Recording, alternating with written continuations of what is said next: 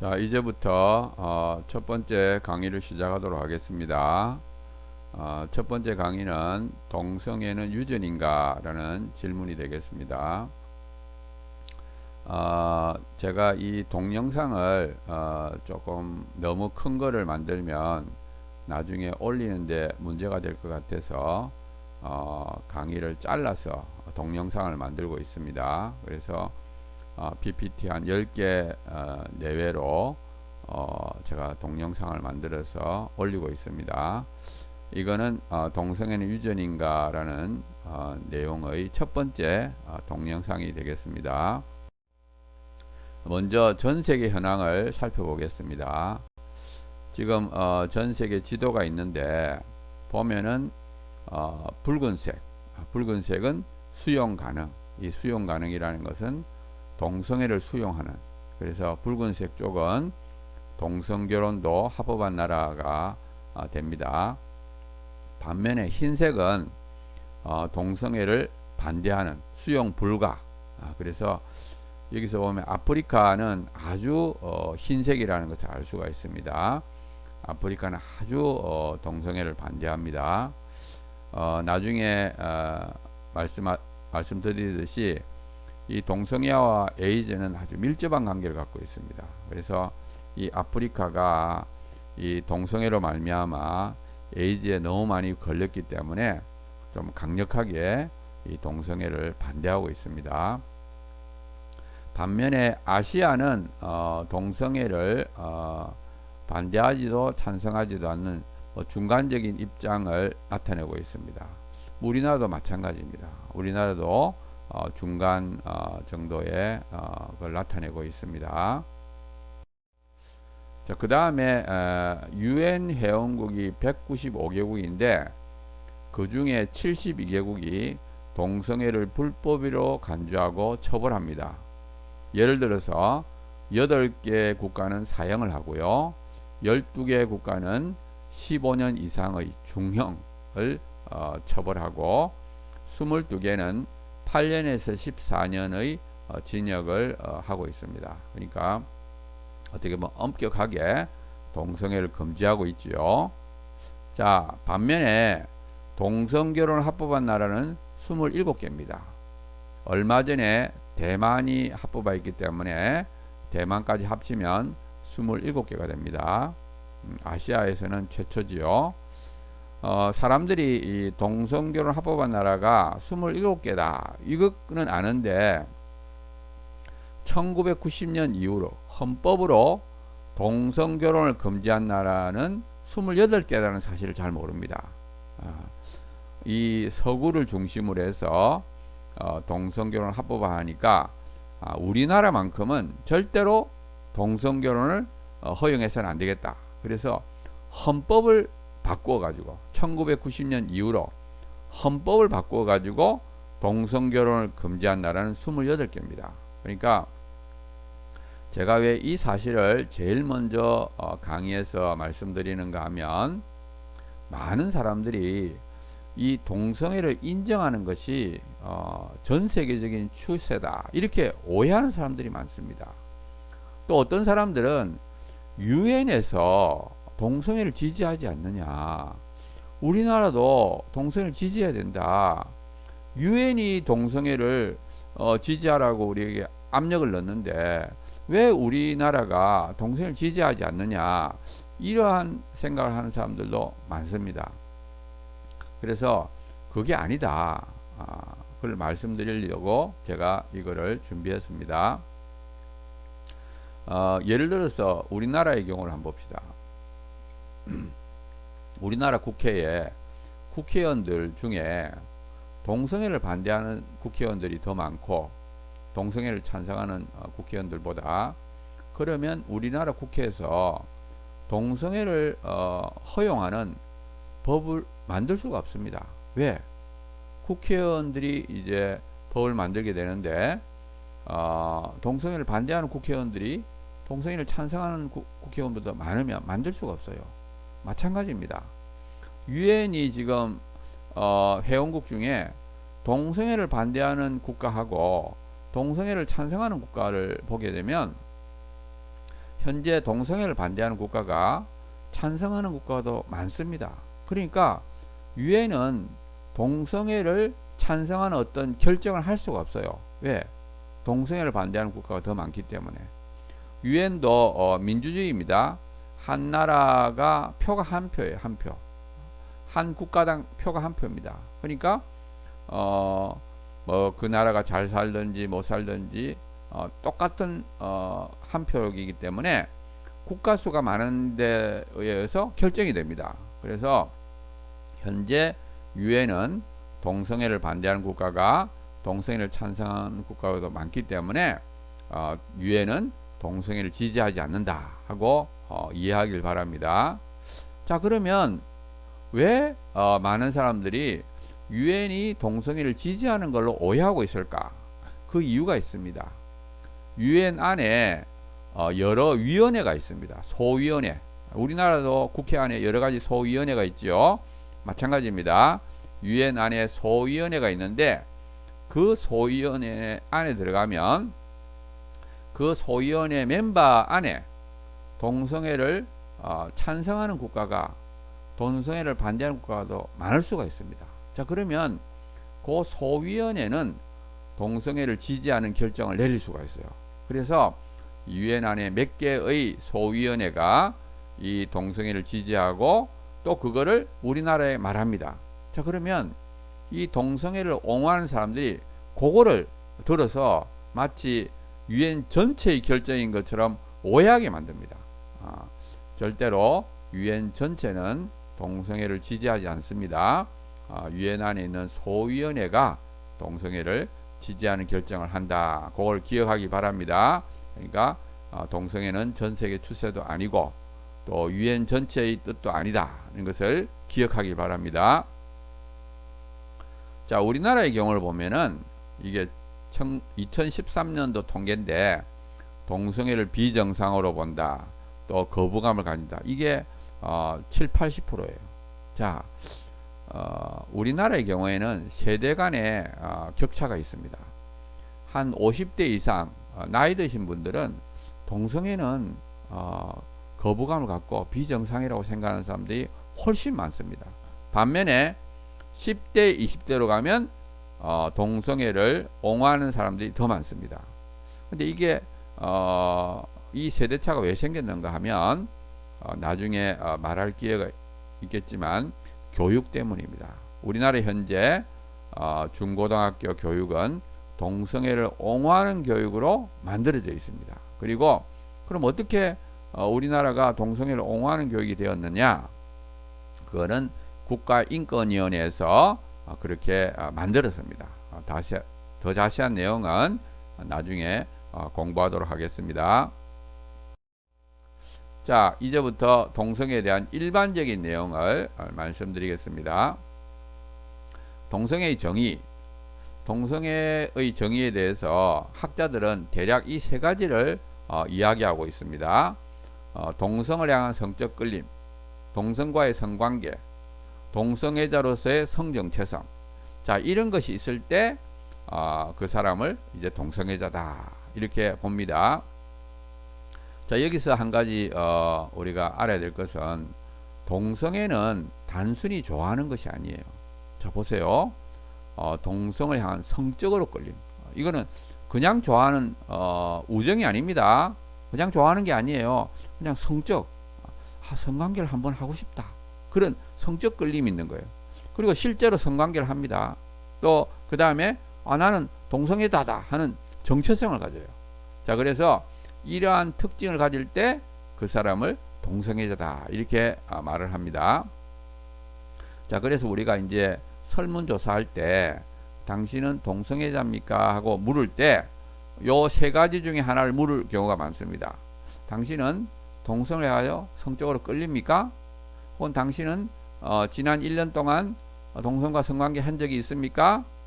당신은 스스로 동성애자라고 생각합니까? 이렇게 묻는 경우가 있어요. 자, 설문조사를 이렇게 할 때 만약에 1번 동성애나 성적 끌림, 이상하게 성적으로 끌립니까? 이렇게 물으면 숫자가 많아집니다. 반면에 당신은 동성애자로서의 성 정체성을 가지고 있습니까? 하면 숫자가 적어져요. 그러니까 설문조사할 때 그 설문조사하는 주체가 동성애자의 숫자를 많게 하고 싶으냐 적게 하고 싶으냐에 따라서 질문이 달라집니다. 그래서 우리가 성적 끌림을 물으면 숫자가 많아지고 많은 사람, 왜냐하면 특히 청소년들은 착각할 수가 있어요. 그래서 청소년들에게 성적 끌림을 묻게 되면 굉장히 많은 숫자가 나는 동성애자인 것 같아 하고 이렇게 답변할 경우가 많습니다. 자, 반면에 성정체성을 물게 되면 이제 줄어듭니다. 그래서 우리가 설문조사를 뭘로 했느냐가 굉장히 크게 차이가 나게 만든다는 것을 기억하길 바랍니다. 자, 그 다음에 이제 이성애가 있습니다. 이성애, 요거는 남녀 간의 성관계입니다. 그 다음에 양성애는 동성애도 하고 이성애도 하고, 뭐 쉽게 말하면 남자하고도 잠을 자고 여자하고도 잠을 자고, 그러면 그 사람은 양성애자입니다. 그 다음에 동성애, 이성애, 양성애를 합쳐서 우리가 성적지향이라고 부르고, 우리가 법에는 이 성적지향이라는 용어를 사용합니다. 그래서 앞으로 배우게 될 텐데 차별금지법이라든지 조례에 이 성적지향을 넣게 되면 이 성적지향은 동성애, 이성애, 양성애를 다 합친 개념이다 하는 것을 기억하길 바라고, 물론 성적지향 안에는 이 동성애, 이성애, 양성애 말고도 여러 가지가 있습니다. 자, 그 다음에 우리가 이 동성애자가 얼마나 많은지를 한번 살펴보겠습니다. 이 동성애자의 비율을 제일 먼저 조사한 사람이 킨제이입니다. 아마 여러분들도 킨제이 보고서라는 말을 들어봤을 텐데, 이 킨제이는 어떤 사람인가 하면 이분은 동물학자입니다. 동물학자. 근데 이분은 어떤 생각을 했는가 하면 모든 성을 자유롭게 해야 된다, 그렇게 생각했어요. 여기서 말한 모든 성이란 동성애, 어린이, 동물, 근친, 모든 대상과 성관계를 마음 놓고 해야 된다, 마음대로 해야 된다, 이렇게 생각했어요. 그래서 이 종교하고 문화가 이걸 막고 있기 때문에 이걸 부숴야 되겠다, 그런 생각을 가졌습니다. 그리고 실제로 킨제이는 자신이 양성애자예요. 그래서 이 사람은 오랫동안 데이터를 모아가지고 2권의 책을 적습니다. 1948년도에 남성의 성적 행동이라는 책을 적었고요. 1953년도에는 여성의 성적 행동이라는 책을 적었습니다. 근데 그 내용이 어떻는가 하면 미국 남성의 10%가 최소 3년간 동성애자로서의 삶을 산다 하고 발표를 했어요. 자, 그래서 이 킨제이가 이런 책을 발표했을 때 센세이션을 일으켰습니다. 왜냐하면은 그 당시에 이 동성애를 그렇게 많이 한다고 생각을 안 했어요. 근데 이 킨제이는 아니다, 은밀하게 굉장히 많은 사람들이 하고 있다, 이렇게 주장을 했습니다. 근데 킨제이는 자기 어떤 목표를 달성하기 위해서 어떻게 했느냐, 문제가 있는 사람을 조사했습니다. 그래서 예를 들어서 성범죄자, 노출증 환자, 소아애호자, 교도소 수감자, 또 뭐 조금 안 좋은 고등학교 학생들, 아무튼 이렇게 성적으로 문제가 있는 사람을 표본의 4분의 1, 25%를 해서 이렇게 굉장히 많은 사람들이 하고 있다, 10%나 이렇게 하고 있다고 이렇게 발표를 했습니다. 그래서 킨제이 후계자들은 미국 국민의 10%는 동성애자다, 10명당 1명은 동성애자다, 그러니까 이 사람들을 배려해야 된다. 그래서 그때부터 정책이나 뭐 교육이나 이런 것들을 다 바꾸기 시작했습니다. 자, 그런데 정말 이렇게 많은지 안 많은지 한번 확인해 봅시다. 최근 들어서는 정부 차원에서 대규모로 조사합니다. 그래서 캐나다에서는 2003년도에, 영국에서는 통계청에서, 미국에서는 2013년도 이렇게 했어요. 그러니까 최근 들어서는 국가에서 많은 사람을 조사합니다. 예를 들어서 영국에서는 통계청에서 했어요. 자, 그렇게 하다 보니까 결과가 어떻게 나왔느냐, 대략 동성애자는 1%, 양성애자까지 합쳐도 2%. 미국이 조금 많습니다. 그렇지만 아무튼 대략 동성애자는 1%, 양성애자까지 합치는 2%, 이렇게 볼 수가 있어요. 그래서 사실은 영국에서 통계청에서 이렇게 한 다음에 의외로 적다는 것이 놀랬습니다. 그래가지고 이때까지는 동성애자가 많은 줄 알고 그런 정책을 펼쳤는데 동성애자가 생각보다 적구나 하는 것을 알게 됐습니다. 자, 그래서 아까 말씀드린 그 킨제이의 결과 10%라는 것은 과장된 거예요. 그래서 우리나라 동성애자도 10%다고 막 주장을 해요. 자꾸 이렇게 많다고 부풀리게 되면 나라에서도 혹은 정치인들도 그 소리를 듣게 됩니다. 왜냐하면 정치인들은 숫자가 많다 그러면 그게 투표할 때 표하고 관계되니까 자꾸 이제 그쪽으로 마음이 끌리게 되죠. 그래서 일부러 동성애자들은 숫자가 많다 이렇게 주장을 합니다. 자, 그러면 우리나라 동성애자는 얼마나 많은가 한번 살펴보겠습니다. 자, 우리나라의 경우에는 데이터가 별로 없습니다. 그래서 최초의 데이터는 언제 나오는가 하면 1996년에 한국 에이즈 연맹에서 전국을 조사했어요. 그래가지고 조사해 보니까 적극적인 동성애자들은 한 10,000명 정도 된다는 것을 알게냈습니다. 자, 그 당시 인구 비율로 따지면 0.07%예요. 자, 그럼 왜 한국 에이즈 연맹에서 이런 조사를 했을까요? 제가 앞으로 공부를 하게 될 텐데 동성애와 에이즈는 아주 밀접한 관계가 있습니다. 그래서 일반 남성들은 에이즈 잘 안 걸려요. 그렇지만 동성애를 하게 되면 에이즈에 걸릴 확률이 굉장히 높습니다. 그래서 한국 에이즈 연맹에서 우리나라 동성애자가 얼마나 많은가 하고 조사를 했습니다. 그 다음에 2003년도에 한국성광연구소에서 서울에 있는 남자들을 대상해서 조사했어요. 그러니까 동성애자들은 0.2%, 양성애자는 0.3%, 동성애 경험을 한 사람은 1.1% 이렇게 결과가 나왔습니다. 그래서 동성애자와 양성애자를 합치면 한 0.5% 정도 되죠. 자, 그 다음에 2011년도에 한국성광연구소에서 서울에 있는 사람들을 대상으로 해서 동성애 경험한 사람을 봤어요. 그러니까 남성은 1.1%, 여성은 0.3%. 자, 요 결과만을 보면 2003년도하고 2011년도에 동성애 경험한 퍼센트가 같지요. 남성의 경우에. 그래서 이것만 보면 마치 동성애자가 늘지 않았는 것처럼 보입니다. 자, 2012년도에 한양대학교에서 전국에 있는 남녀를 조사했습니다. 그때 동성애 경험을 물어보니까 0.3%가 동성애 경험이 있다 그러고 응답 거절이 0.4%입니다. 그러면 응답 거절한 사람도 동성애 경험을 했다고 간주를 하면 합치면 0.7%예요.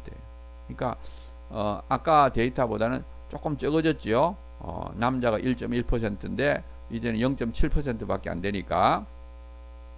자, 이렇게 작아진 이유가 있습니다. 왜냐하면 2012년도 결과는 전국을 대상을 했어요. 그 다음에 아까 2003년도하고 2011년도는 서울을 대상을 했습니다. 자, 그래서 우리가 여기서 말하려고 하는 것은 서울은 전국 평균보다 동성애자가 많다 하는 것을 말씀드리고 싶습니다. 자, 그러면 서울이 전국보다 많다는 걸 어떻게 알 수 있느냐?